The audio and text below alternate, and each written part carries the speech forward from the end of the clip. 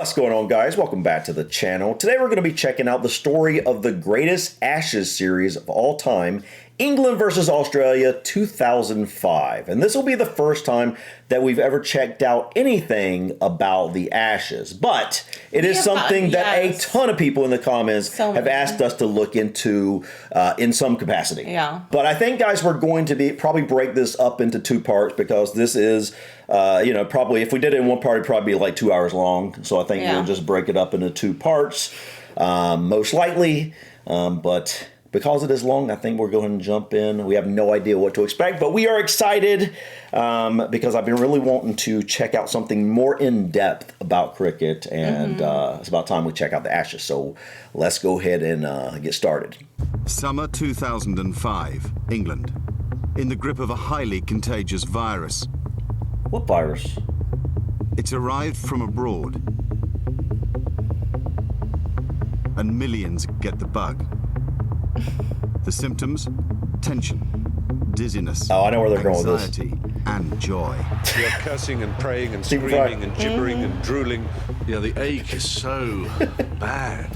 Australia, England for the Ashes, one of the greatest, if not the greatest, sporting event. The guy looks like Simon Pegg, but I don't know who This it is. summer, a little piece of history was made. England came here to fight an epic sporting battle.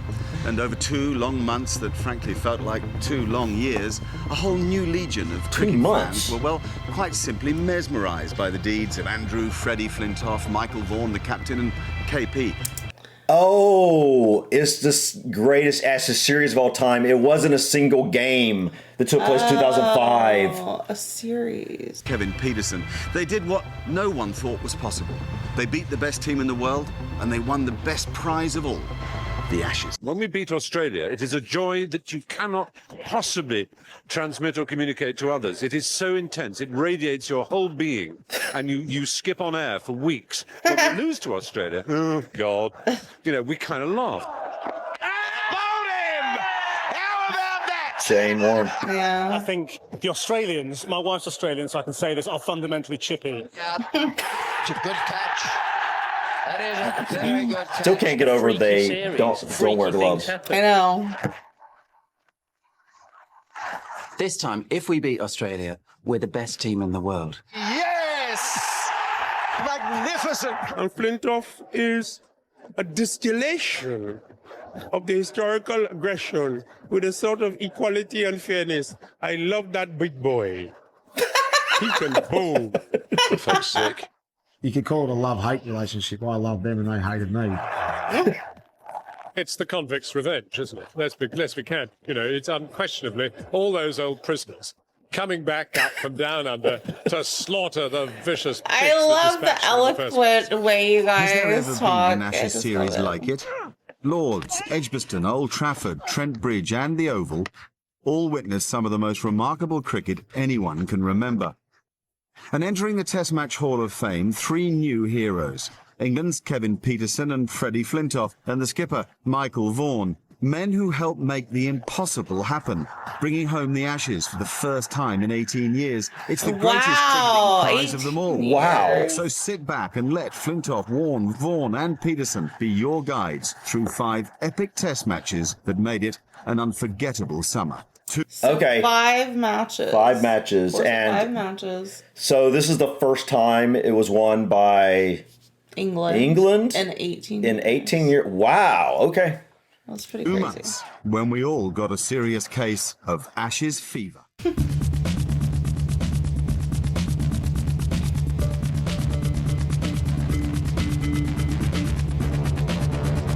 You can tell how like big of a rivalry this is. It's like reminds me of UNC versus Probably Duke. 7, 8 years of age. It's don't let the friendlier. Poms win anything. They can't Bigger. win. And I suppose all through me growing up, I saw Australia basically win the Ashes just about every time. I think the real key to the Ashes is that it's a 5-test series. It's a bit like an opera or a Shakespeare tragedy or something in that it's in 5 acts. And so in that time, you can see all sorts of mental torture of the players as they go through different kinds of situations, bowlers getting on top of batsmen, batsmen getting on top of bowlers, and you see that reflected throughout the 5 Test series, and it's well, one thing I'm curious about, and I still haven't really picked this up. So if you're playing 5 matches in this series, obviously, like if someone had already won 3 matches by the time they reach 4, would you continue and play all 5, even though you know who the winner is going to be? Right. Or do you just go ahead and play on? I don't know. really the only contest in cricket which has a 5 Test series and the history associated with it, 130 years of it. Please, somebody help us beat Australia. This time, England were not only determined to beat Australia, they were also quietly confident. Not since the days when Ian Botham was in his pomp and England held the Ashes.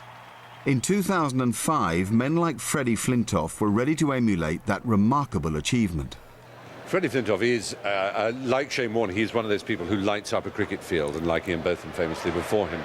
I think they keep saying Botham, which is one of the players, I guess. We have seen a lot of comments recommending Botham's Ashes, which I always wondered what it was in reference to cricket, but it must be when he was playing in the Ashes series and maybe won it for England. So maybe we're actually going to pick up on some of what people have been asking for in regards to that as well. Maybe. I mean, they're just talking about it. I don't think he's in this match. I'm not sure. Difference is, again, is part of this attitude. He seems a gentler soul, although he's immensely aggressive. I mean, as a bowler, no one would call him gentle. Freddie's a fantastic bowler, and he's going to put any batsman in the world under pressure. There's a sweet gentleness about him. He has soft eyes, and he's kind of attractive, but not in a ludicrous kind of model type way, but in a good English yeoman way. Soft eyes. The first test began on Thursday, July the 21st at a packed Lord's. Conditions were perfect.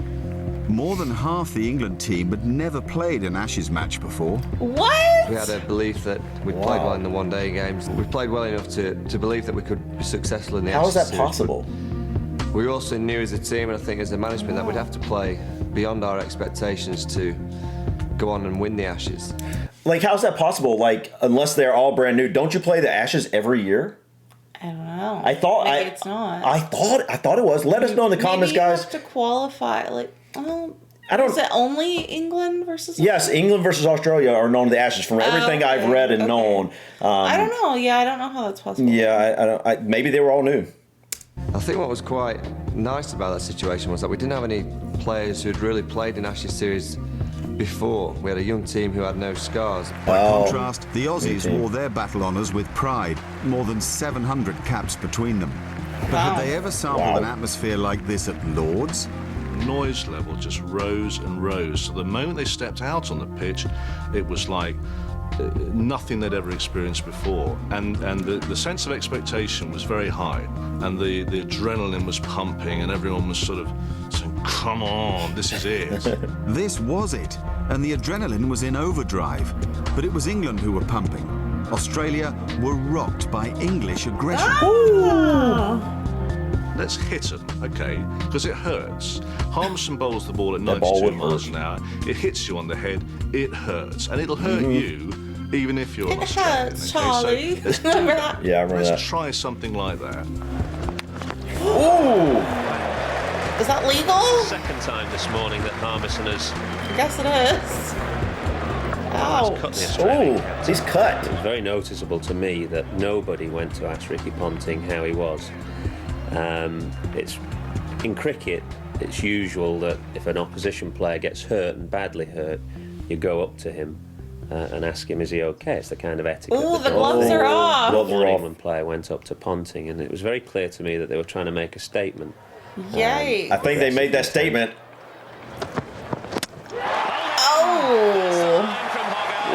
Shaken and destabilised, the Australians began to lose wickets. That was England a psychological knocked over 5 move. for 87. Yeah. You're right. Must be caught. He's caught. Justin Langer has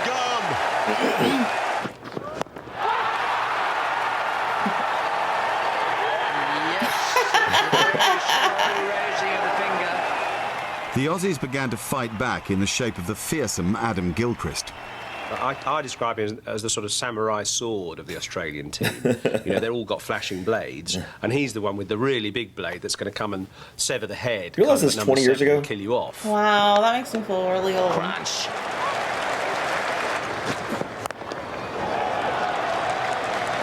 Fitness crunch once again. Gilchrist had taken 26 from 19 balls. He was challenging Flintoff head-on, and then... We targeted the fact that we thought Gilchrist may struggle against him. We found that out in the one-day series. That's out. That's out. No feet. Pitched up. He's gone 6 down. 126. The real key player is out. How big a wicket is this? You just have to look at the response from Flintoff and all his teammates rallying around this excellent fast bowling at the moment. That's good stuff from Stephen Harmison. Fast and full and straight. After Flintoff's success, I always love the commentary. I was about to say, I love the commentary too. All the innuendos that they don't mean to put in there. Yeah. I was wondering, does this always happen in England, or do they switch off? Oh, I'm sure they switch off. I was going to say, because otherwise it's an unfair advantage. I think they probably play... I don't know exactly how that works. Let us know in the comments, guys, but I'm imagining switch off each year? Yeah, I think that's probably what I would guess. We really haven't learned that yet, so I'm not really sure. Yeah. Harmison took over. He finished with 5 Australian wickets for just 43. Yeah. Now then, this is a difficult chance. Jones takes it. It swirled in the air. Jones swirled underneath it. But in the end, he steadied himself, which is just what you have to do. Woo!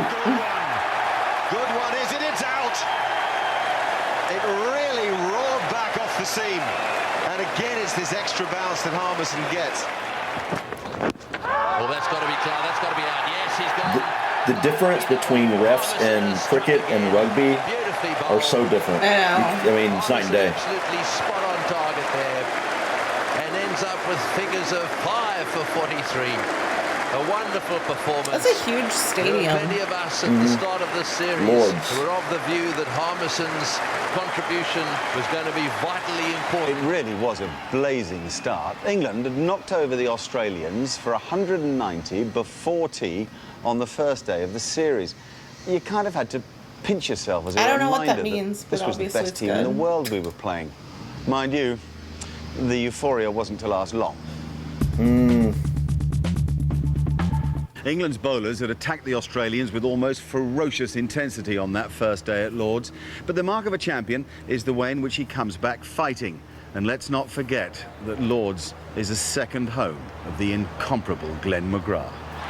England's batsman walked out to face McGrath just before tea on the first day, and he soon had them rattled. What's his name? McGrath? McGrath. McGrath. That's a cracking delivery.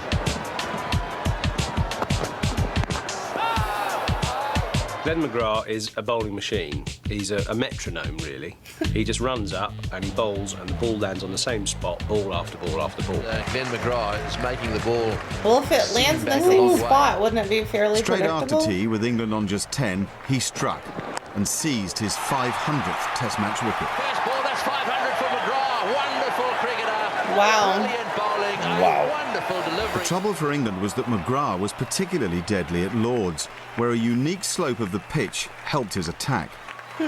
What happens is at Lord's, with a slope, which goes like that, if you're the batsman Oh, I see facing it. McGrath, what he does is he lands some balls, and some will go down the slope, and some will go straight. It's just a sort of Oh, vagary that's of why it Lord's. was unpredictable. Okay. So this really was like a second home to him. That's another edge. Got him. Beautifully caught by Warne. Taken very low. Doesn't he look a little bit like...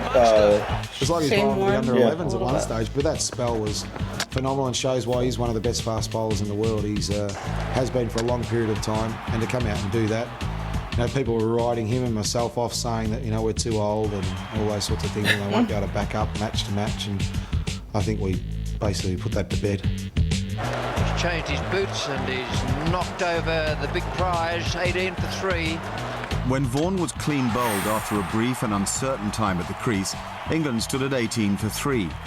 Australia had fought back and restored the natural order. We have an addiction to ballsing it up because we do balls it up, and English cricket has been brilliant at ballsing it up for longer than anyone, you know, would like to remember or care to remember.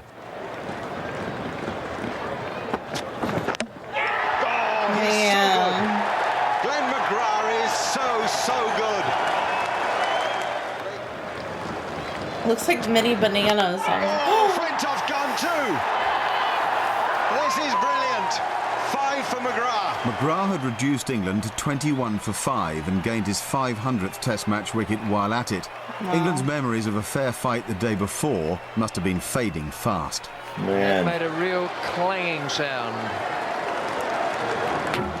Oh, that did sound Darted weird. back down the hill. Beautifully bowled once again. Is something we're really seeing some bowling here at this moment. Flintoff for duck, 4 balls, 7 minutes. McGrath the wicket, and it's 21 for 5. The next target in McGrath's sights was new boy Kevin Pietersen on his Test match debut. He'd been a controversial selection, but it seemed his go-get-'em attitude was perfect for the occasion. I want to go and just enjoy it and have fun, take it all in. I mean, you're playing against Australia, first Test at Lord's, 21st of July. I mean, it doesn't get better than that. And if you can't get to enjoy it, then what are you doing there?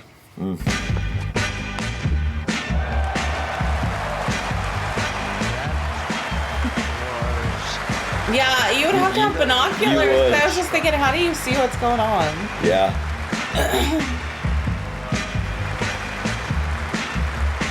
Here's Jason Gillespie. I'm thinking of Jumbotron. The way he I know. I batted, haven't seen a screen though. You know, it was like he was playing his 100th Test match, let alone his, not his first. Man. First Test match. Good play. Wow. It's a nice measured stroke from Kevin Pietersen.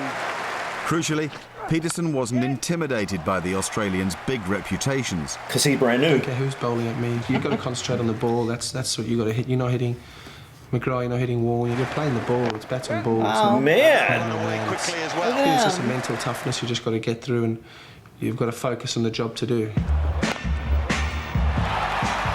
for Pietersen. Gillespie just straying a little bit too straight.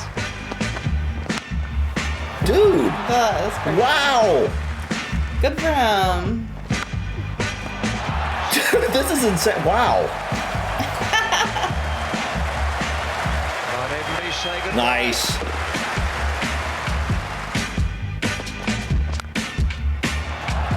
Are we looking at the same guy? I think so. 50 under for Pietersen. Half century in his debut Test match. He's got all the talent in the world, Kevin Pietersen. Selectors were wrong not to pick him against. It was his innings at Lord's which I think set the tone for England later in the series, and he took on the world's 2 best bowlers. I was wondering, by reputation. did Shane Warne come in there as well against him? And he hit them for sixes, and he hit them around, and he played them as if they were club bowlers. And I think that sends a message both to the England batting order that these guys aren't unplayable. We can tame them. That probably changed a lot in Pietersen there on first. 57 when his innings was ended by a spectacular catch on the edge of the mid-wicket boundary. Holy! Barehanded. Wow, that was a good catch. Bringing an end to a wonderful debut innings from Kevin Man, Pietersen. what an introduction to that guy though. 122 Right? for 9. That was his first Test match, right? It Yeah, fell to that's 2 what I said. bowlers, Simon Jones and Steve Harmison, to deliver the other big batting surprise of the day. About chasing that one. Finds the gap, 4 runs.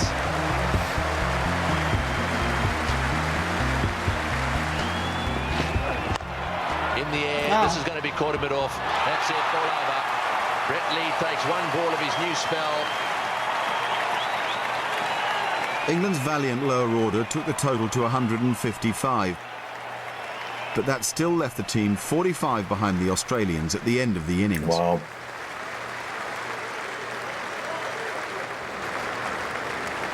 When England came out to bowl, it was crucial they took the game head-on. But Australia was still looking dominant. Is this the second match? Lovely. Yeah, Yes, yeah, yeah. second match. As easy as you like. No bludgeoning there. That's a beauty. That's where Giles can get himself into trouble. That's the first ball he's bowled that's been short. England's spin bowler Ashley Giles was brought on for a spell, but he quickly proved too expensive. He's going after the spinners again. He's not going to let Ashley Giles settle.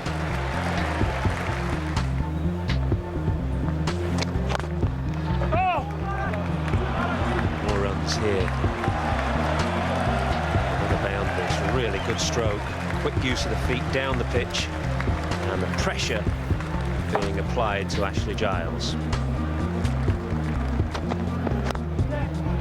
Oh, that's a good way to get going. Now you could superimpose Mark War over that shot.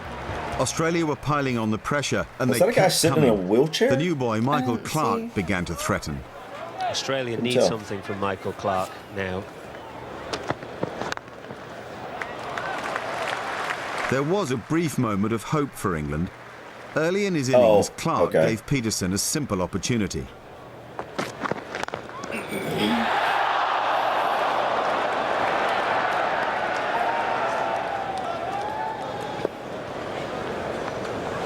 Simon Jones, first ball of his second or third spell. He'd back off the back foot, hit it straight to me at cover.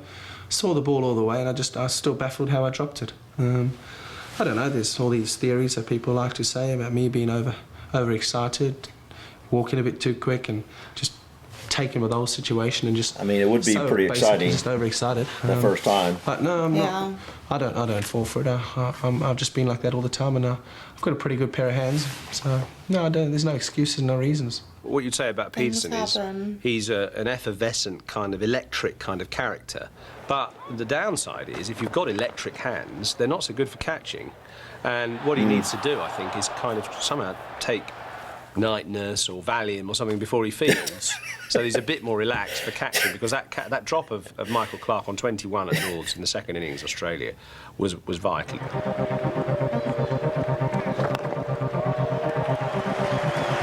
a good 50. He went on to make 90, changed the game in Australia's favour, and you know, Australia really dominated it from that point on, and it looked like the same old England. Here's Harmison with a new ball. And there's Katic with a cracking pull stroke. Dropped it. Oh. Was it luck or was it nerves? Either way, things weren't going right for England, and Australia began to look more like their old selves. But... Okay, I just gotta say, I can imagine though, you're going up against a team that you haven't won against in 18 years. Yeah, that's tough. There's a lot of mental stuff to overcome there. Yeah, I think one thing that sounds like it was actually a positive for the England team. It seems like everybody, half of them were new or something like that. Carrying the baggage from previous teams. That was all in the past. So they're, so that was probably a positive for this. 350 arrives for the Australians.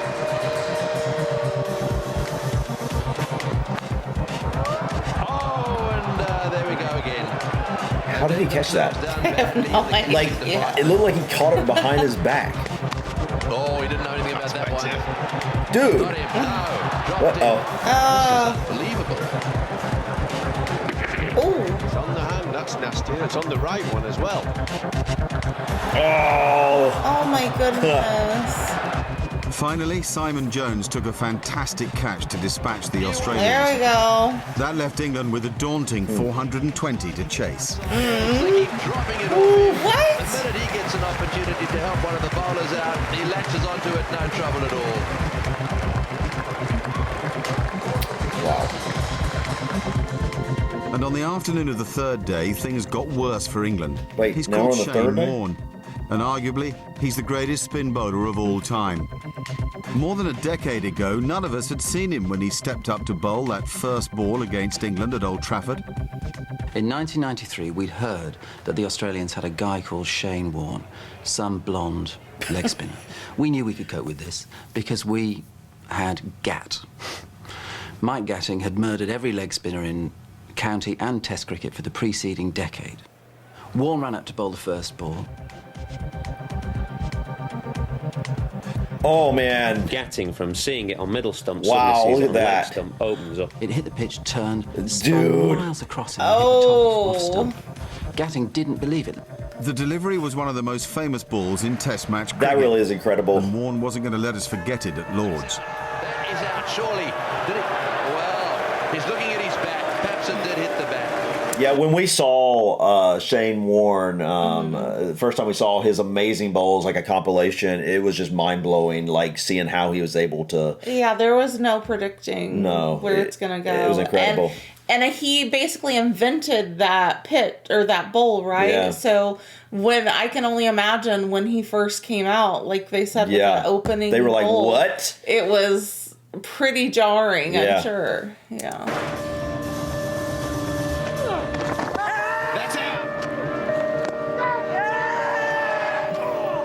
Man, I can imagine you weren't looking forward to going up, or maybe you are looking forward to going up and him and testing yourself against. We're rooting for you, England, but it's hard not to admire his How can a guy who bowls at the speed that a milk float travels cause so many problems? Young batsmen look like foals on roller skates when they're playing against him. How does he do it? A lot of people say I'm not as good anymore, or I don't spin the ball as far, and all those sorts of things. Well, I think through this series I've spun the ball further off day 1, day 2 pitches than I ever have. And some of the deliveries I've bowled, the one to Andrew Strauss, and there's a few others about this series that, you know, as far as I've spun the ball ever. If he bowls, say, a big spinning leg break, you'll see the ball coming down with the seam rotating. But the difficulty with Warne is that because he puts so much spin on the ball usually drifts in the air. So for a lot of spinners, you'll see it coming down, and if you're a good batsman, you like to use your feet to the spinner and get down the pitch. The difficulty with Warne is that if you look to come down the pitch, suddenly the ball starts to drift mid-air and you find yourself in the wrong position. Oh, look at that. Missed by a whisker. I didn't want to lose. I hate losing, and I think I play with that passion as well. That I think you can tell by the way I play, I don't like losing. Who does?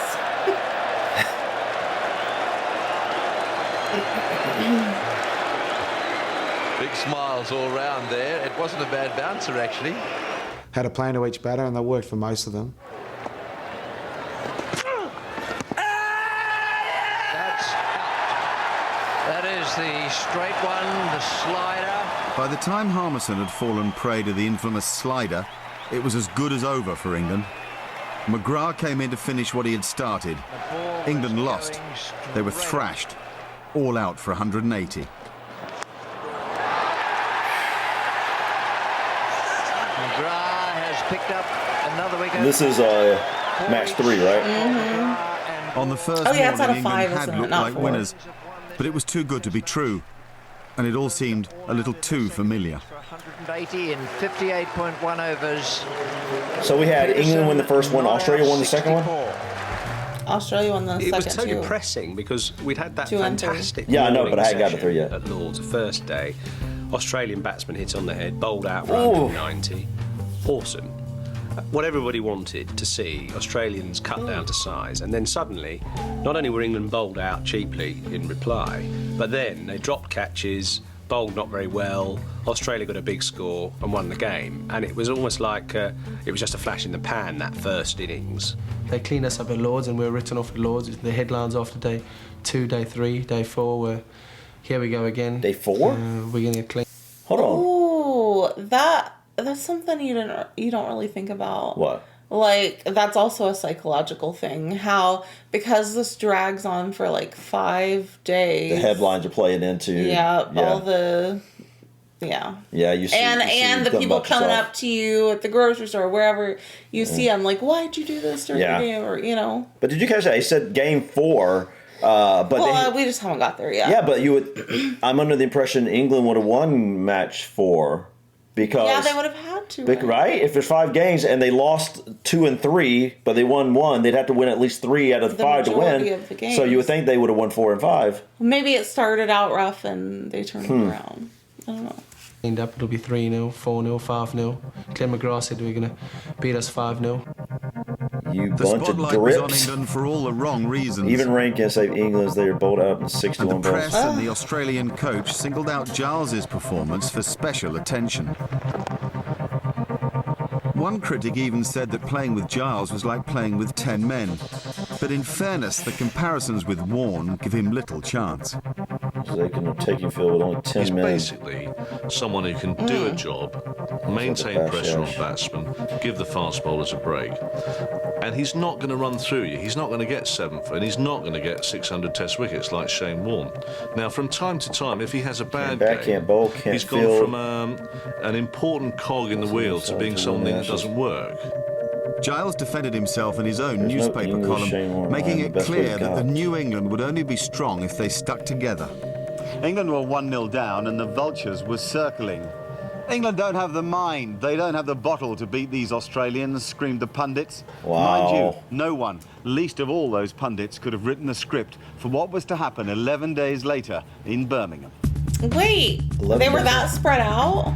Yeah, that's interesting. Oh, well, that's even Lord's worse. had been a crushing experience for England. No matter the aggression and the intent in the play, we just didn't seem to have cricketers who could match the likes of Shane Warne and Glenn McGrath. You know something I'm curious about? Now they're going to go to Birmingham, right? Oh, wait. So, like, I'm curious, is there a method to the madness of why they would be going from stadium to stadium instead of playing at the same place? I don't know. Maybe because it keeps certain advantages from being and the crazy thing, outweighing other. I don't know. The crazy thing is too, like, it's not together, right? Obviously, 11 days separate from the last match. Which does make sense because that'll be a lot of physically. Yeah, but that means the opposing team has to fly all the way back from Australia to England that quickly. Or do they just stay there? I mean, I guess they could, but they might. I don't know, but that's a long period of time. We have a lot of So the teams went to Edgbaston and suddenly the tide turned in England's favour, and it happened before a ball was bowled. What? Yes, who would have believed it? In the training session that morning, the deadly McGrath had stumbled on a stray ball. We're warming up and we see that McGrath's being stretchered off on like a little buggy. You know he's struggling at that stage at 10 o'clock in the morning, so you get a feeling that he's not going to play. They're going to have to go in with a less experienced player. This bloke falls over a cricket ball. And you just think, what do you mean he might not play?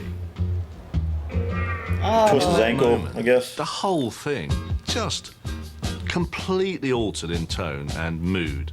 With one half of the world's most dangerous bowling attack gone, England had a reason to be cheerful. Heads is the call. The next bit of luck came on the toss of a coin. It is a head, Ricky. Heads it is. Ricky Ponting has won the toss. What are you going to do, Ricky? We're going to have a bowl this morning, mate, with the overhead conditions. Ponting's decision to field first was a terrible decision because it was obviously a batting day.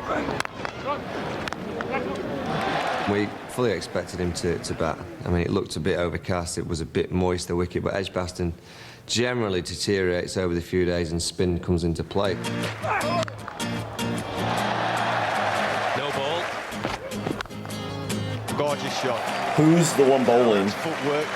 Australia. No, I know. Who is it? Is it Shane? A Or? partnership of 112, I the don't think it openers is. gave Australia the runaround. 50 up for England. England were not going to lie down, as the Australians had thought they might. And there was nothing in the pitch that would have any alarms for England, and they were just going to go at Australia and take them on. Run. And this time, England even had a secret plan to neutralise the Warne threat. That was about the timing in that. A few overs later, when Warne was introduced to the attack, Andrew Strauss, who'd practised against this bowling machine, Merlin, which England had got, this sort of big box which bowls wow. to sort of imitate Shane Warne. Wait, that imitates Shane Warne? Yeah, I'm sure you I guess they can set it up to imitate. Yeah, that's cool. That's really cool. That is cool. He'd been practising being aggressive against this bowling machine, and he did exactly the same in the middle. Came down the wicket, hit Warne back over his head a couple of times, and immediately made a statement. Nice.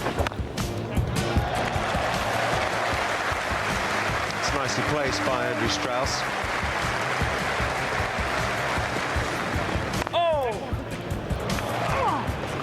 That's amazing. Given that some umpteen. Why didn't everybody else practice that? I would have thought everybody did.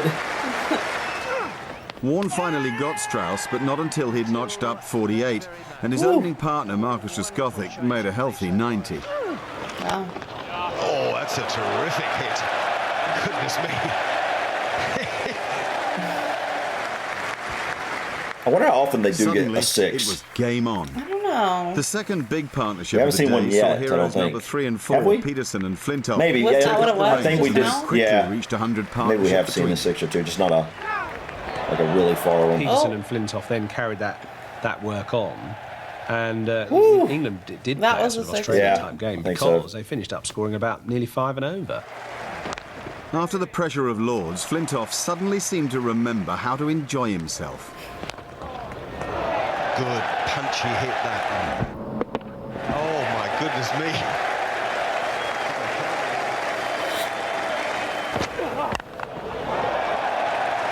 .50 partnership between these two powerful strikers of the ball and terrific I entertainers. can't get over those little things. They look like bananas. Yeah, side of And then helmets. from that, I just thought, England I'm going to go out there all-rounder. and play. I'm going to enjoy the occasion. I'm going to enjoy playing against Australia, and have no fear of failure. And I think that helped me and the rest of the lads for the next few tests. Freddie Flintoff is a very different player from a few weeks ago. That's a fun name. Freddie Flintoff. Freddie Flintoff.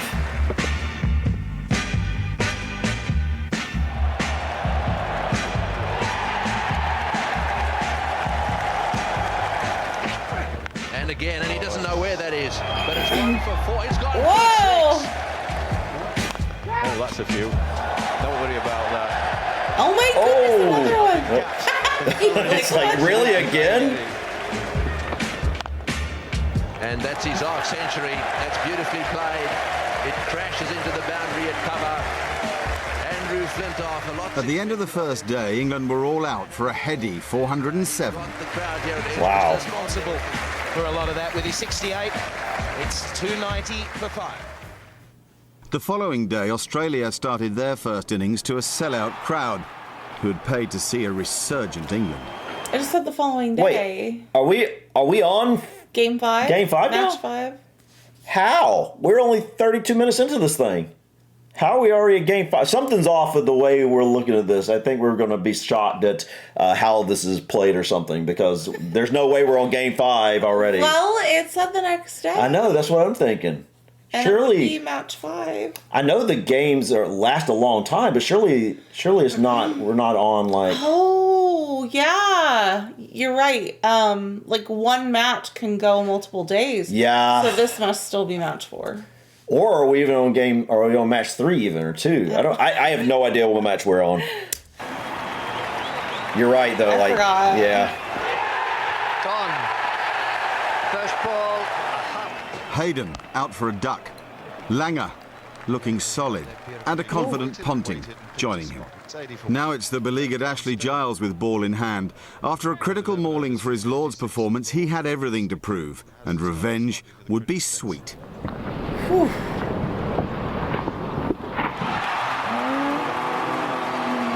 I love it. Wow. And just watch the reaction. It's a very animated reaction from the England players with Ashley Giles, and I think that's them saying to Giles that. And then after Ponting came an even more satisfying scalp. Everybody had been saying, especially after the first test, that England were doomed because, in opposition to the great Warne, all we had was the mediocre Giles. So it was a wonderful moment when Warne came complacently down the pitch, winding up to hit Giles all the way out of Edgbaston and into the bullring centre. Warne is gone. Was completely deceived and bowled all over the place. It's a nice little battle for Ashley Giles to win. That was a good feeling. Warne's faith in Giles had paid off. You win as a team, you lose as a team, you draw as a team.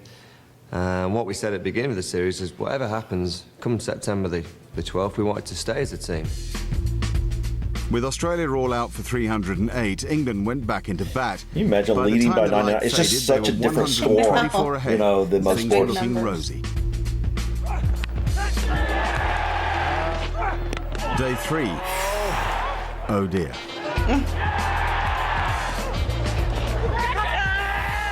By lunchtime, England had lost 4 wickets for 47. All hopes were pinned on Flintoff, and he didn't disappoint. Imagine the pressure that you would feel. It's 6 more. What? 6. Offside. But then everyone's heart stopped. Now, there's something wrong with Flintoff here. Early on in his innings, he went for a shot and reacted as if he'd pulled a muscle in his left shoulder. And we all thought, oh no, this is the old story. Just when we seem to be on top, an injury to one of our key players. Now, this is what has happened. He's played the square cut. Just keep your eye on him. And that's when it's happened. I know that feeling. He's grabbed at his shoulder. Even the physio didn't know what to make of Freddie's condition. But when he did decide to bat on, there was, it seemed, a side effect. That's very sad and very unusual. If anything, the injury seems to make him restrain himself and bat better. Really? Interesting. Two men out there to cut off that. Well, that was good luck. Yes. And Flintoff. Well, what happened? Oh. So his shoulder's loosening up a bit. Oh, Biggie. Straight into the crowd. Just thrilling sport.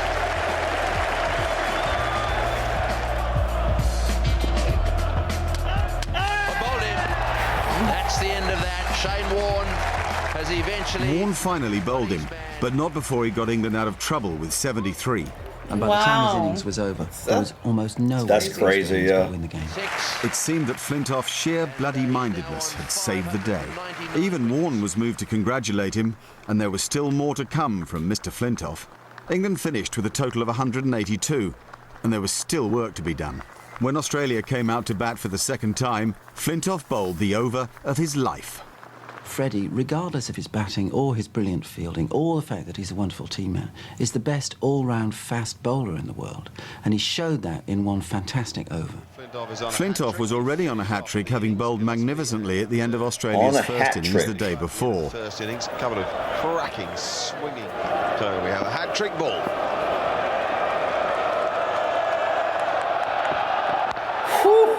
The first ball was blocked. Which is safely negotiated. The second wasn't. Oh, he's got in! Freddie Flintoff! 3 wickets in 4 balls. And the over had only just started. That over was the defining moment in The my turning mind point. of Andrew Flintoff's England career. It was the moment he stopped being someone who might develop into a great player and was one. Was one. My God, what an over that was. I mean, Langer bowled off everything, up and down and whack. One down, 2:35 for Australia, 9 to get for England. Ricky Ponting on strike. Oh, it's so close. And it's not out. Oh, Billy, you are under some pressure. Well, a bit hard. It was probably my best over I've ever bowled, I think. I was running in, probably still on a high from the batting, scoring 70-odd. And there's a crowd were behind us. And we knew the importance of that session we was in. We needed to take wickets and to defend our score. So I just ran in, and it's one of them overs where everything seems to happen for you. Oh, I say. Flintoff has changed the whole feeling of the occasion. And you see Ponting desperately trying to stay in there. He gets hit on the pad.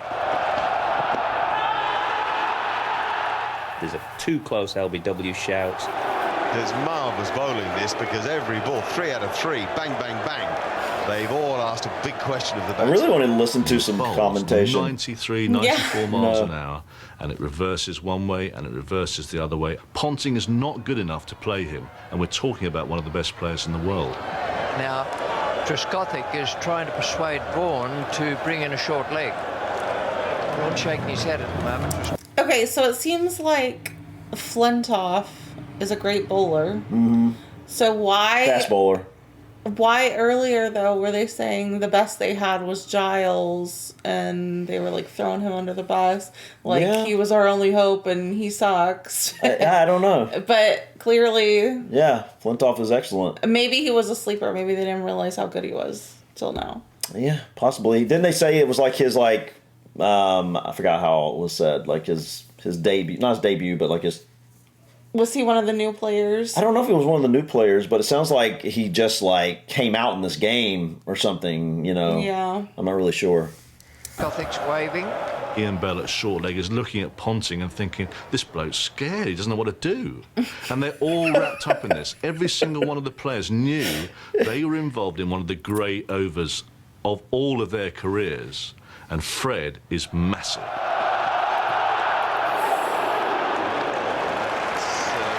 Then there's a no ball, so he gets one more ball. And he turns the seam round and he says, OK, it's reversing that way. What if I'll just try the other one? Yeah, maybe this is where he's coming into his own. Look how far he is back, man. Oh, yeah, that is a long way. Yeah.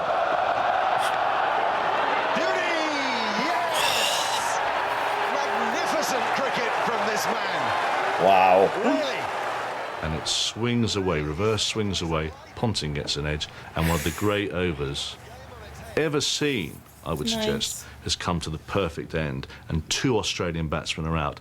Langer is out. Ponting is out. England can win, and Flintoff's done it. When you bowl at people such as Ponting, you've got to be on top of your game, otherwise we've seen what he can do. He scores a lot of runs, does it quickly too, so I think probably to get somebody out like of his calibre was probably the most satisfying. If you can find, for me, I would imagine so. A more difficult ball to play, then you're my friend for life. At the end of the 3rd day, England needed just 2 wickets. Australia needed 107 runs.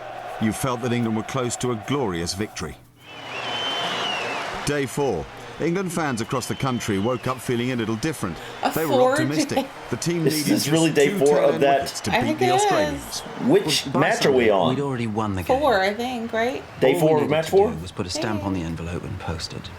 We turned up in order to enjoy the symbolic moment. Look at that stadium, man. Could be a very short day. It's massive. The sun. What we got was 2 hours of torture and very nearly defeat. It should have been easy.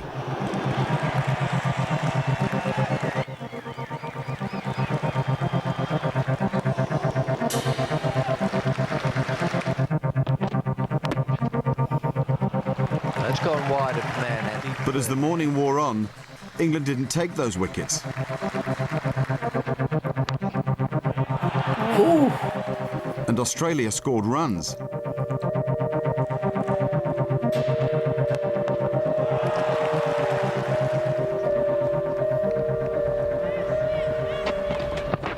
Got him! Well done, Flintoff. Which left just 1 wicket. Just 1 ball. Shane Warne. I lasted to Warne's wicket, and when he went out, I thought, that's it, we've done it.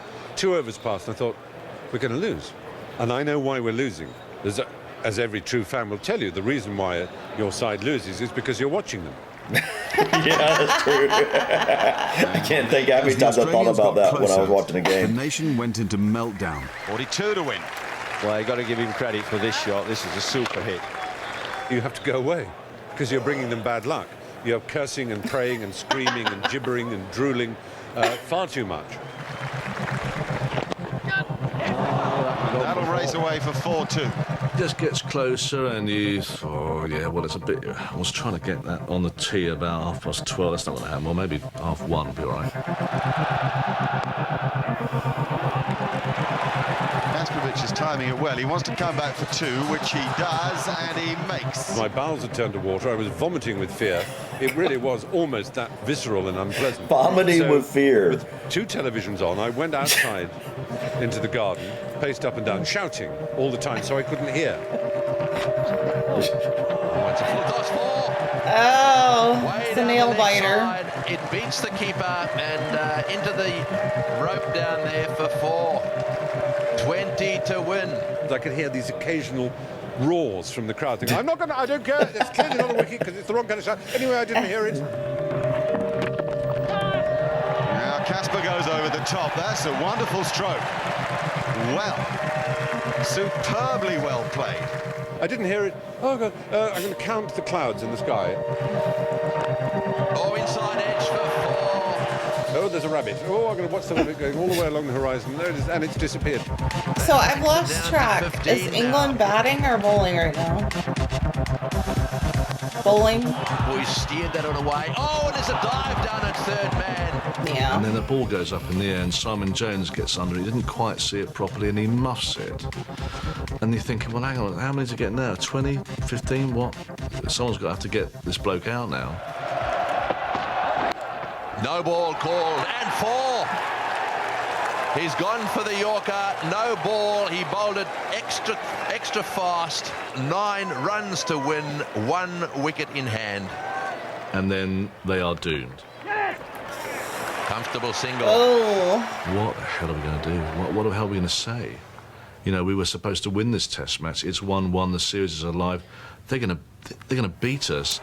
It's 1-1, meaning we're technically on the third game. We're technically on the third game right now, which makes sense. Yeah, which makes sense.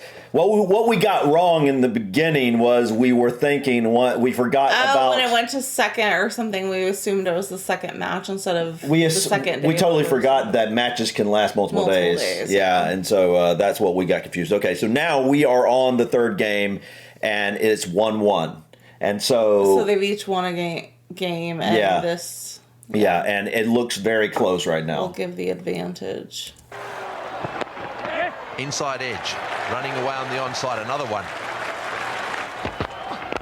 Man, that would wear your shoulder out. I'm going to throw those. Yeah, definitely. Those, whatever you want to call it. And he's done it well. It's hit him. Knocked his bat out What of was his that? hand. He's His caught bat. for 1. Oh. Jasper Richards responded. It's 278 for 9. 4 runs to win. You got to put a stop to it. Full toss outside off dub. Meant to be the Yorker. 3 And then runs. suddenly Harmison finds a ball from somewhere that just explodes off the pitch. And Kastrovic and Jones is behind it. And he's just got to get there. He's got to catch it. Oh, what a catch. Wow. Oh my gosh, I got chills. That was awesome. The band to go. Right at the... Yeah, what an interesting series, yeah. What an interesting series of events. Oh, man. For every England player on the field. I came in like this, going la la la la la la, like like a couple of teenagers having a row, refusing, sort of whistling in order to stop the other one from hearing them. And la la la la la la la la la. And it was a slow-mo replay of Gareth Jones leaping to his left, catching off a very bad ball from Steve Harmison. He was everybody's hero at that What a superb day for point. English cricket. Michael Vaughan's team had levelled the series. It had been a terrifying ordeal for them playing and for us watching. We seemed to have a team that all of a sudden was confident, united and mentally strong. And it dawned on us. The Ashes were on. Yeah. Pressing loss and one earth-shattering victory. Cricket was off the back pages and onto the front. So, to Old Trafford with its packed stands and a whole nation on the edge of its seat.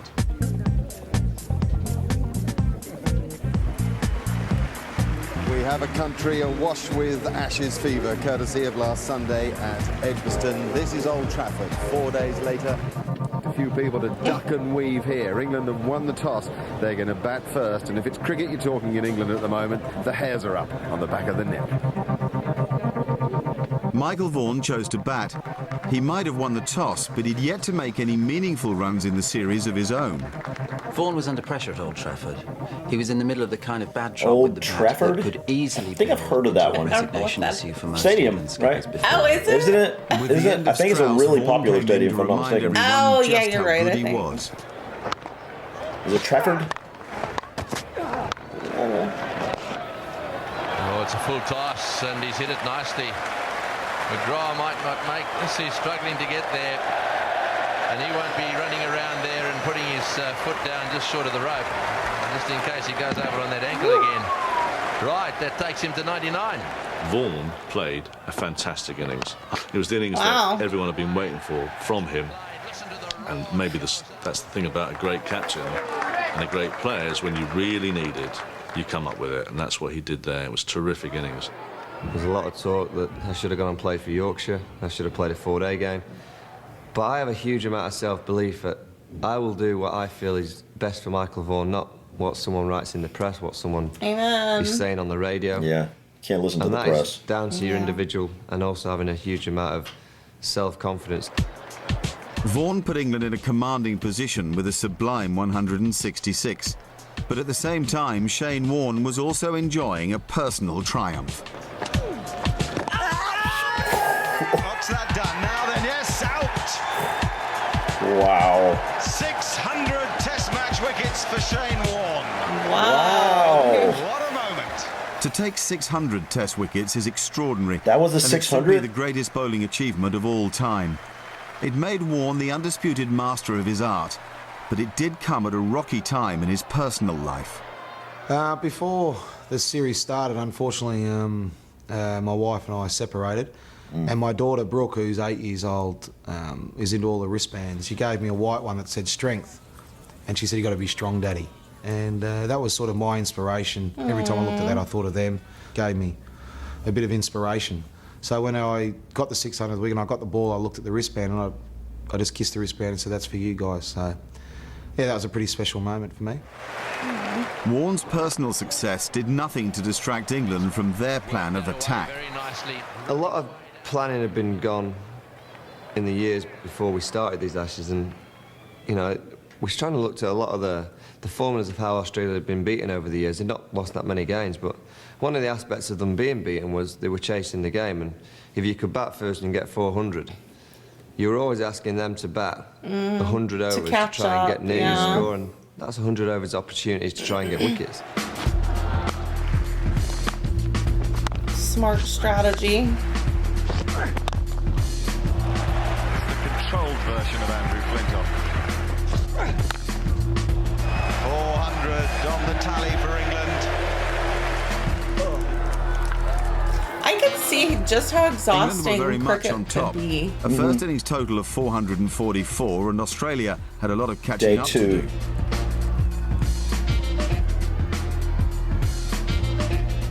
The Australians started well, so England called on Simon Jones to cast the spell of reverse swing.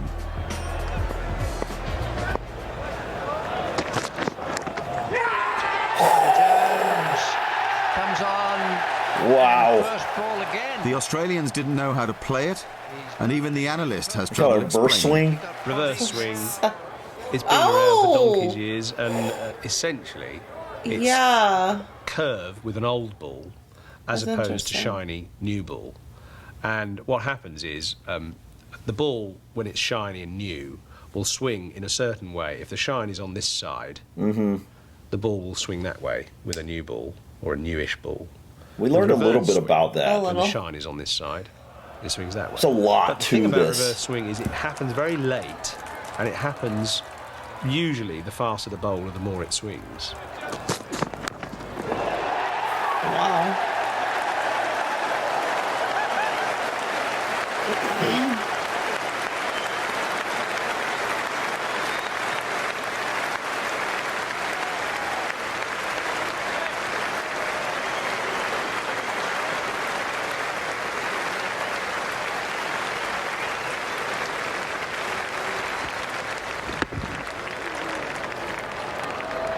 Wow. Great catch.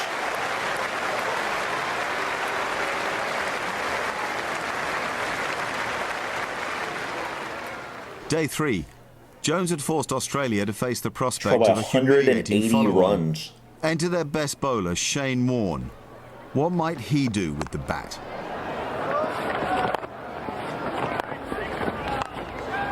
Is that Shane batting? And it's going, and it is gone. Wow.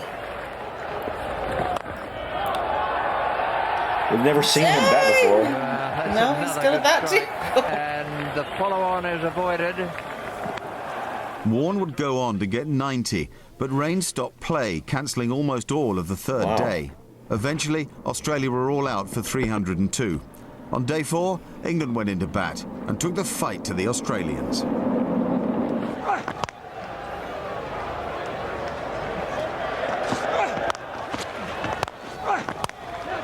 Oh, he's hit that well too. That time Strauss really did get onto that back. The ball was wide, mind you. It was there for the taking. He smashed that away. This is it. That's superbly played on the back foot. 100 from Strauss helped give England a lead of 422, and they had the whole of the final day to bowl Australia out a second time. Succeed? Makes me wonder what are the largest leads in history. Of winning back those you know what I mean? What? It makes me wonder what are the largest leads in history. Oh, with cricket. Yeah. Because obviously the amount... You have quite a lot. Yeah. I mean, the scores are so much more massive than most games. Yeah. From 6 o'clock in the morning, the queues stretched around the ground. For match wow. By 8:40, they'd closed the Still gates. the same match. I think it's a different game. Thousands upon thousands. No, we were only match 4. At Old Trafford, 21,000 in all. The whole country is looking for something. Well, they got rained out previously. They're looking. They don't know why they're looking for it. But they're looking for some kind of depth, some kind of gravity, some kind of meaning, some kind of multi-dimensional, multi-layered quality. And cricket quietly has been incubating for the last 10 years. I was talking to people outside the Old Trafford ground before play started. I mean, there were thousands there, and a lot of them had got the message that there weren't any tickets. At least 10 to 15,000 people aren't going to see this game. Some have driven, 8 hours to be there. Another pivotal and maybe momentous day awaits us. 10 wickets for England to take, 399 runs for Australia if they're to win the game. Here's your first ball.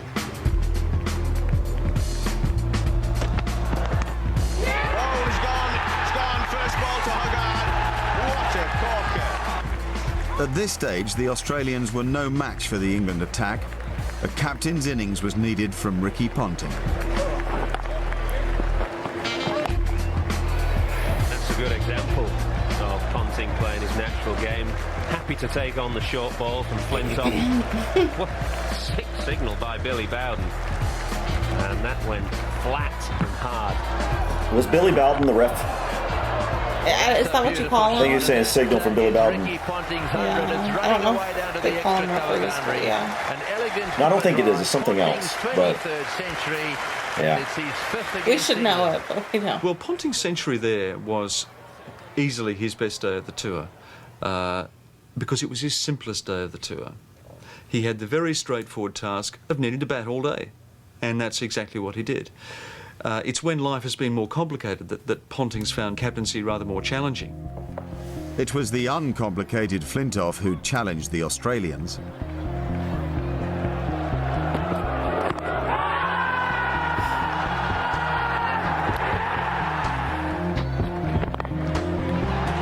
Nice. Snatch that.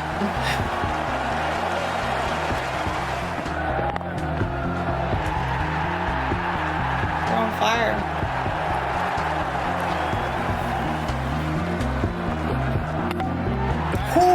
He barely even moved. He didn't have a chance. Wow. The Oracle again. Here to go both ways. This one has come back sharply. Well outside off stump there. Boom! Oh, man. That was beautiful. I love that sound. I know. 4 wickets left. I bet that gets in your blood. Expected next, but instead came Gillespie, an entirely different sort of player. That, for me, was a huge turning point. Gillespie came in because he's a blocker. That meant that the Aussies were not going for the runs, and that meant that for the first time in a match that counted, the Australians were playing for a draw. He was probably our best. He's got one of the best defences of just blocking the ball, and he went in there just to try and defend as long as possible. That is perilously close to LBW and is out, LBW. Another little reverse swinger from Matthew Hoggard. Wow. On the first ball. Yeah. In Manchester, England are 3 away. Gillespie lasted just 5 balls, and England could now smell blood. They had 31 overs to take the last 3 wickets. On paper, no problem. In practice, another story. Big shout. No, says Billy Bowden again. No.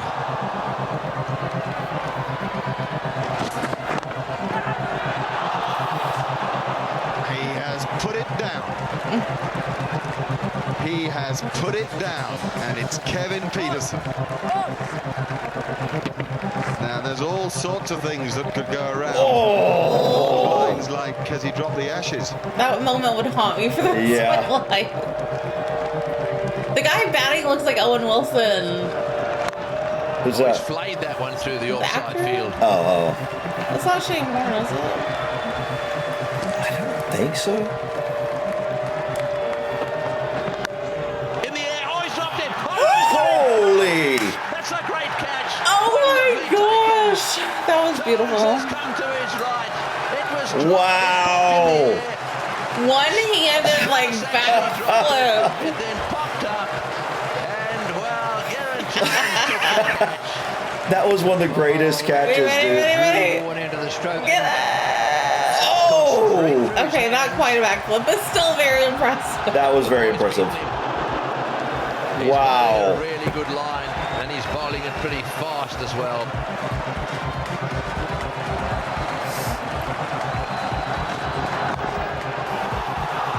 Oh!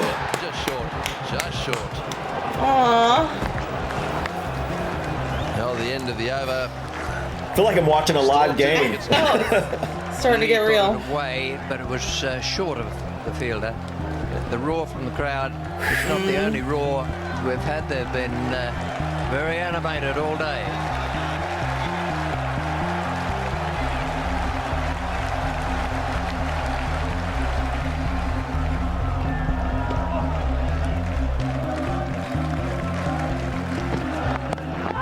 That's very, very adjacent. Oh no, says Billy. I love how all the players in the background just like jumping up. Yeah, the celebrate. cheering section. Yeah. There's a little appeal. He's going it out. Out. Ricky Ponting is out. It's impossible to know what to say. For all England's joy, imagine what Ponting is going through now.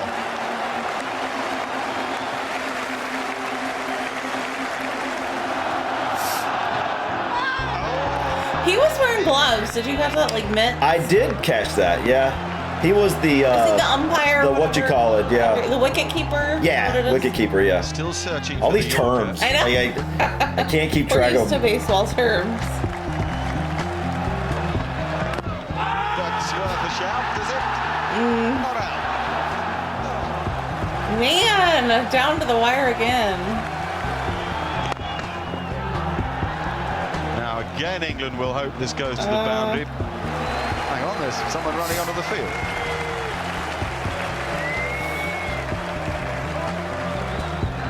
Well, you've got 6 balls. What do you bowl? Do you bowl one in the ribs first to keep him on the back foot, or do you try and bowl? I think you get one in the ribs. Everybody on their feet. Roaring hammers and on.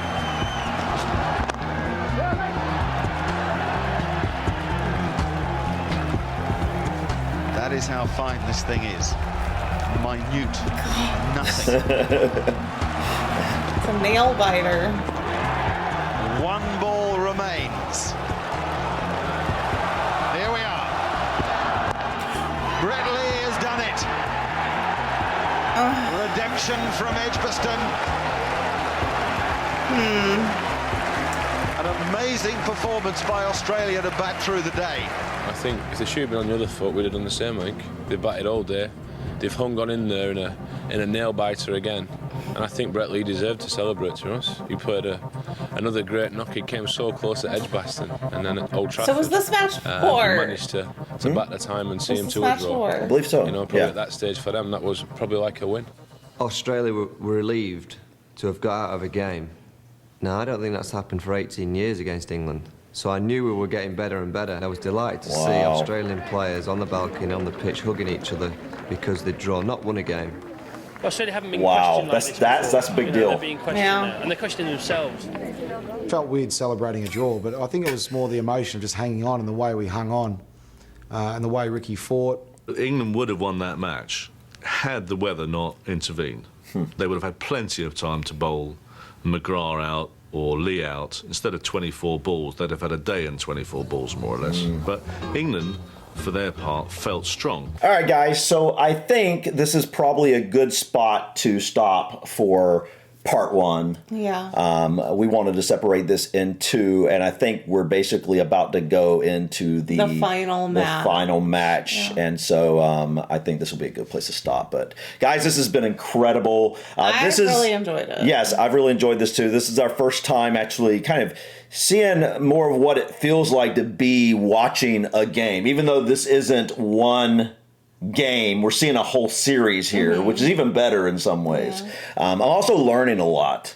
Yeah. Picking up things that I had forgotten that one match could last multiple days. Yeah. So that really confused me at first. Yeah, me too. That's why we were a little bit behind on like trying to figure out, wait, what's going on match here? They're on. How's it going this fast? But it was the there's just I think one of the things that fascinates me so much about cricket is there's so many elements and factors that can turn a game on its head. Yeah. Or turn a match on its head. More than you would think. Yeah, the weather, how many days it lasts. Obviously someone being injured or not, having an off day, but like it's just there's a lot to this sport, and it takes, I've said this a number of times, it just takes a long time to figure it out because there's so many different things going on. It's just even down to how many different types of bowls there are, or deliveries there are. I mean, it's really incredible when you get down into this game. It's so much to learn. Yeah. But it's very fun.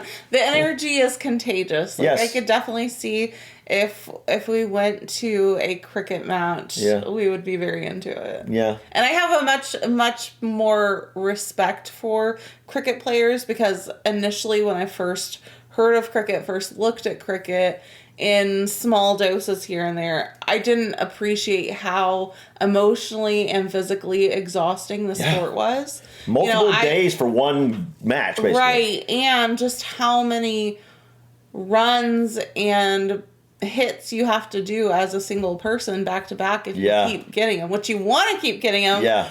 But it's just, it would wear on you. It's a completely different level compared to baseball, for example. Where you go up, you hit once, maybe take a run 3 or 4 or 5 times at the most. Yeah, and then you're done. So guys, this was incredible. I'm so happy we're checking this out. I can't wait to see what happens. Yes, please stop back by with us tomorrow for part 2. It will be up. But I think that's it for today, guys. Thank you so much for stopping by. Please click that like button. Feel free to drop your comments or suggestions about this video or others. And don't forget to subscribe to continue to follow us on our journey. Until tomorrow, peace. Bye.